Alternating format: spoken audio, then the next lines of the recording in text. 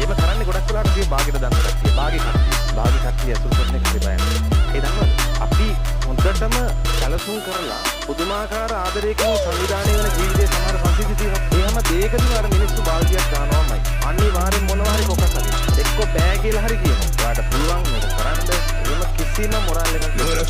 භාගිත විශ්වාස කරන්න. ඔයාලගේ ජීවිතේ ඔයාලා භාගිත දාන්න හැමදේම ඔයාලා භාගිත ජජ් කරලා භාගියක් අහලා ඉතින් ඒගොල්ලෝ හිතලා ඔයාලට වදගෙන ඔය මිනිස්සු තමයි ගල් ගහන්නේ. අපි හොඳටම දන්න කවුරුවත්. ඔව්. අපි දන්නේ නැති මිනිස්සු කවදාවත් අපිට